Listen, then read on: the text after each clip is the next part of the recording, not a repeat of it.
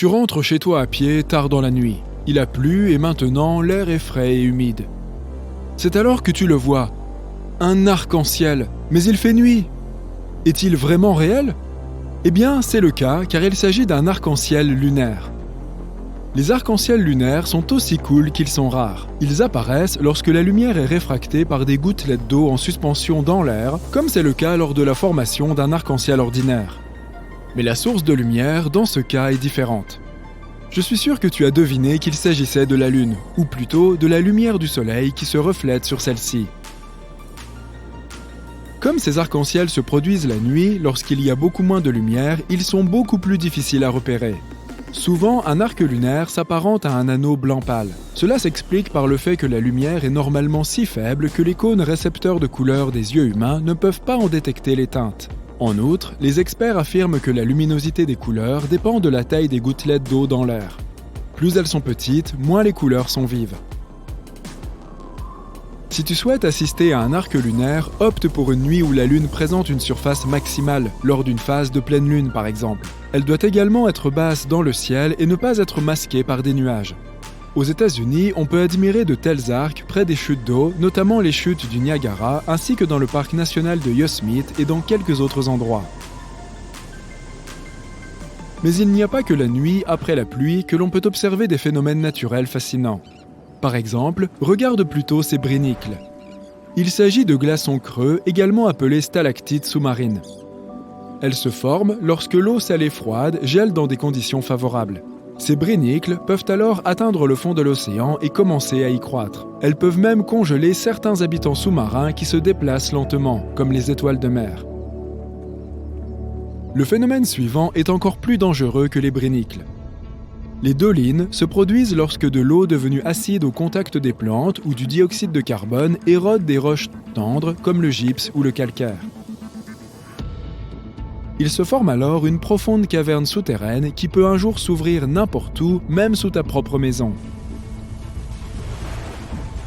Un tel gouffre s'est ouvert à New York et il a englouti une camionnette qui se trouvait garée là. Cela s'est produit au cours de l'été 2022 et ce n'est pas le seul gouffre à être apparu dans cette région. Les New-Yorkais ont signalé environ 4000 dolines dans toute la ville. Ce type de problème est également très courant en Floride.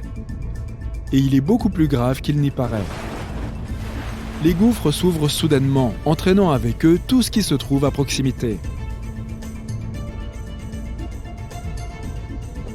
Les dolines apparaissent partout dans le monde, ce qui en fait un problème global.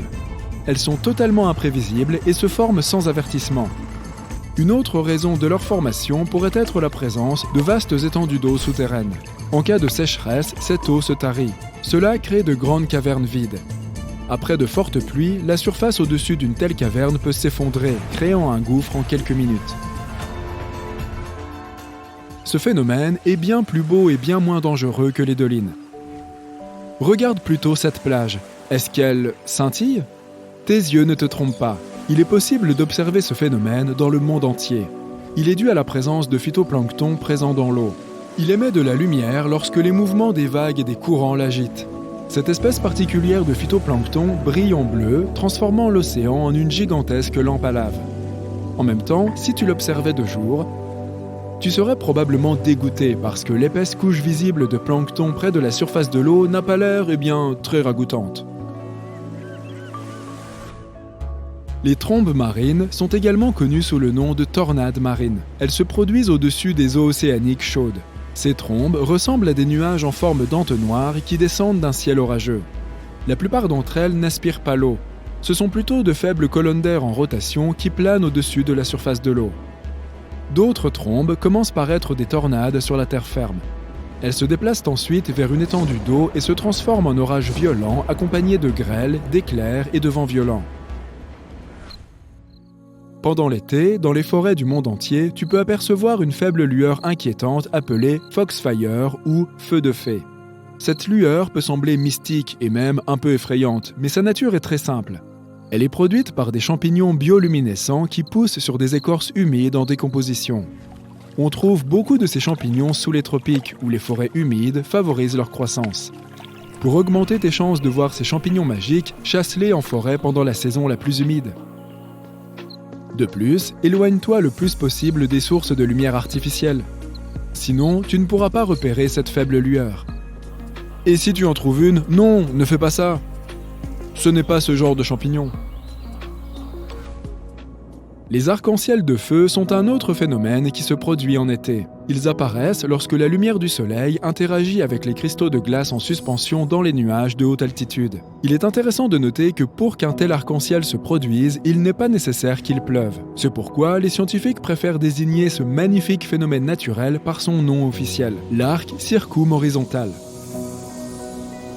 Un tel arc se produit lorsque le soleil est très haut dans le ciel et qu'il s'y trouve une variété particulière de nuages. C'est pourquoi tu as plus de chances de voir des arcs circumhorizontaux près de l'équateur. En d'autres termes, si tu te trouves à Los Angeles, tu peux les observer pendant 6 mois par an, alors que dans les villes plus septentrionales, comme Londres, cette fenêtre n'est que de 2 mois. Regarde donc ce joli rouleau. Il a l'air d'être fait à la main. Mais il s'agit en fait d'un phénomène naturel appelé rouleau de neige. Ces derniers se forment lorsqu'une épaisse couche de neige fraîche recouvre une couche de glace. Lorsque la température et la vitesse du vent sont adéquates, une partie de la neige se détache et commence à rouler. En roulant, elle amasse de la neige supplémentaire et finit par former ce gros beignet de neige. Les conditions de création de ces pâtisseries enneigées doivent être très précises, c'est pourquoi elles sont assez rares.